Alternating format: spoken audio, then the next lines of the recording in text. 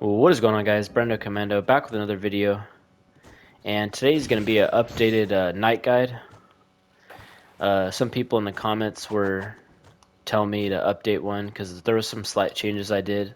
Nothing too much, but I figure I'll make a video so people don't get confused and they use like the old stuff. Um, so let's start off subclass, the Solarian.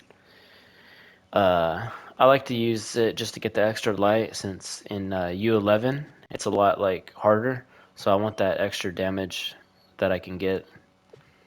Now for the gear, C4 is the highest. Movement speed, magic find, attack speed on 2 of the pieces, and on the other one, instead of magic find, I do physical damage. Just because I don't need the magic find, I'm already pretty high at 11,200, so I want that extra damage. And so also, even though it only says 4,719, once I add that difference in, it actually multiplies higher. My physical damage goes up higher than just like 4,000. So like right now, if I were to take this off, so right now it's at 746, right? When I take this off, you would think only 4,700 would go down, but watch.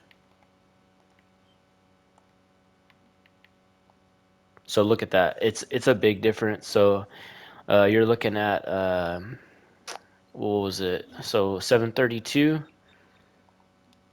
and then 746. So that's a pretty big difference right there. And yeah, that's what is that? 10,000. So that's like yeah, 14,000 difference. And the reason why it's a bigger is because of all these percentages. So Scorpius is like percentage. You got the star chart. It's all like percentages. So it's difference the way when you lose physical damage, it can be impacted a lot more than you think. So I like to run that as the physical damage. All right, so we got the banner. Make sure you use the one with movement speed. This is the best one. It's the permatorch. But basically, just use any one with movement speed. Now for the ally, this is the best physical damage ally in my opinion. It's Scorpius, 400 light, 25% physical damage. You gain 15% health when a nearby enemy dies, and you gain movement speed too. So you got that. Now for the ring, you're gonna want to use energy regen. It just makes it a lot easier for your class gem. Because that's one of the changes for my old one is I'm using the class gem now. The main reason is because like I reach higher movement speed, and it just flows better too when you're speed farming versus the non-class gem where you're like, let me just show you real quick, where you're dashing. So I don't know, it's just more, to me it's more fun. And this eventually runs out too. Well, it's like a slight pause, especially if you're jumping. See, it runs out. I can't use it. See, now I can. So it's more, you can reach higher potential of movement speed when you're using your class gem, because when you're not, you're set into that charge, and that's all you do is you just charge, and that's the set speed. So that's why. And two, the Spirit Squire, this attack in U11, you can pop a flask as you're going across the dungeons, and you pick up that trailblazing, and then you also can one shot enemies and pick up more things that affect movement speed. So like this one, you gain movement speed when something dies. You got Vampirian Vanquisher, same thing. So you just have a potential to get higher movement speed. So it works out really good. So now let's show. Yeah, so the ring, of course, C4 ring, this is the best one. Energy regen, and then overcharge.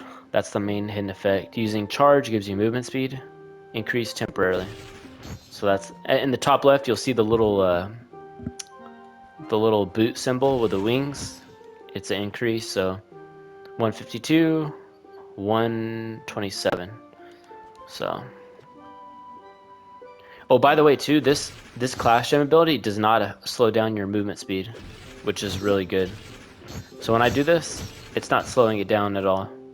A lot of abilities and classes, when you do like any type of attack, it slows your movement speed down. So it's one of the few out there that doesn't. So all right, so the food, 300.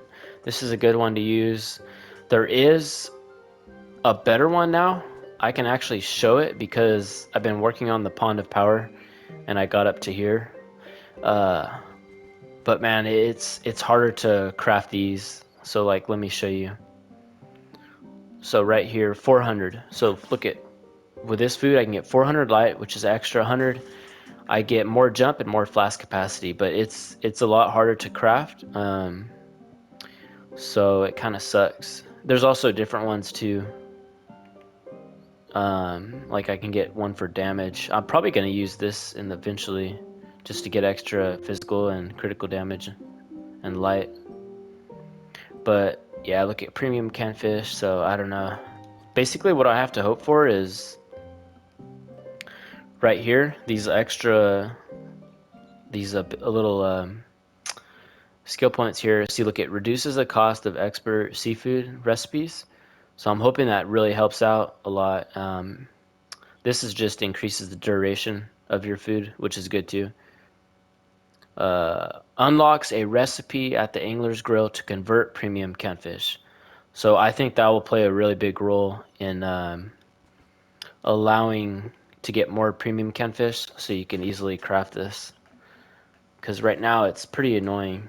You know, it's hard to, because premium catfish you get. Let me see, how do you get it? Usually found in. Can't. So yeah, it's rare fish, so it's harder. So yeah, as long as you can convert it, like, see, look at select canfish and all that basic. I have so much, right? So if I can convert eventually to make premium, then it could come out as like making this a lot easier to craft and use a higher food. So we'll see eventually once I unlock those. So for the flask and emblems, I switch it up. If I'm like speed farming, I'll use Conjurer's Crucible. If I'm in doing like boss type fights, I'll use Death Defying, like where I think I'm gonna die. And same thing when I'm speed farming, I use Trailblazing, and if it's a boss fight, I'll just throw on Master Cheap to get a little extra damage. And Martial I always use. For the mount, Volatile Bounder, it's the best mount. It helps out a lot for the farming.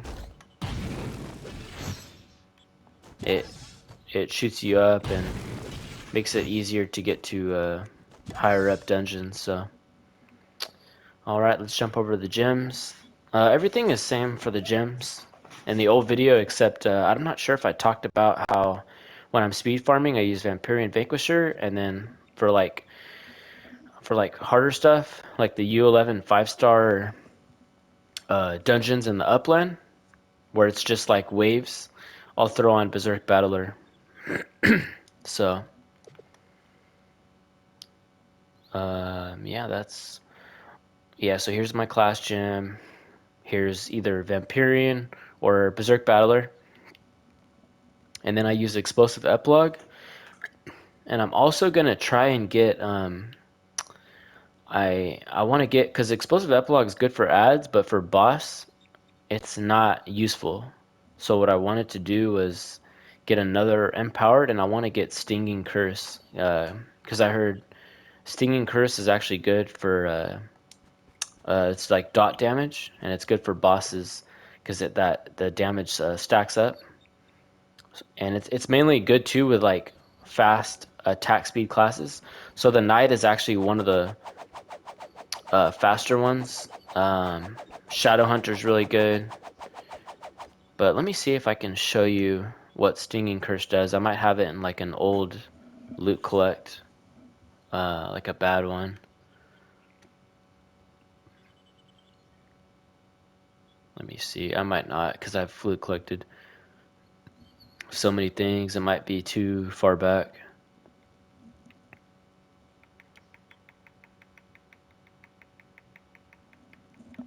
Yeah, it looks like I don't have it that far back. Okay, well, but yeah, that's basically what it does. Is it's a dot damage over time, and it stacks up.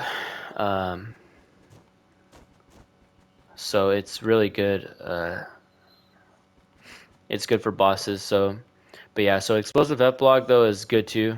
And then if you want to get super, like having a good build for bosses specifically, get Stinging Curse, and then Pyro Disc you're gonna use all the time, pretty much. So, and of course for the stats, Cosmic, it's gonna be physical, critical, and light. And all the boosts are gonna be into light, as you can see, 3, 3, and 3.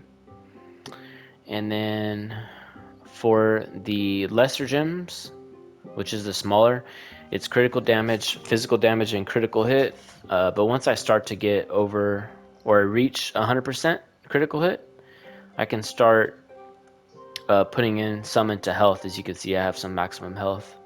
So, but yeah, so for the smaller gems, it's gonna be a 9:9 ratio for the boosts. So I'll have 9 into physical damage and 9 into critical damage. And for the empowered gems, the bigger ones, it's going to be a 6:3 ratio. So 6 boosts into physical damage and 3 into critical damage. And yeah, that's pretty much it for updated guide on the Knight. I've had some recent gameplay too, showing some speed farming and stuff. So I'm not going to show any gameplay on this as far as, speed farming or doing the I think in another video too I had like the U11 5-star dungeon.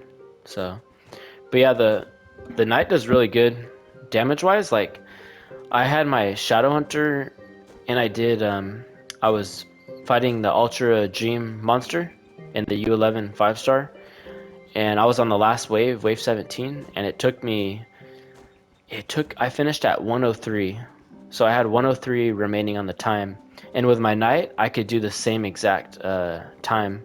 So it's just crazy how like the Knight is very consistent and can put up damage like the Shadow Hunter, surprisingly.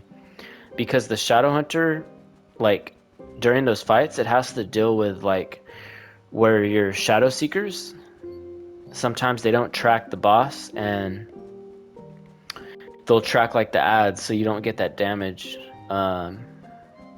So you'll miss out on that. And then yeah, so it's surprising. Knight's pretty good. Damage wise, it's underrated class. I think more people are using it right now because yeah. So I was number 1, and then now there's like a few people using it. It's because it's in the contest, the weekly contest. Everyone's trying to get the rank up to get the higher rewards. So, but yeah, guys, definitely recommend the Knight. If you have any questions, just hit me up in the comments. But anyways, guys, that's it. Thanks for watching. I'll see you guys in the next video.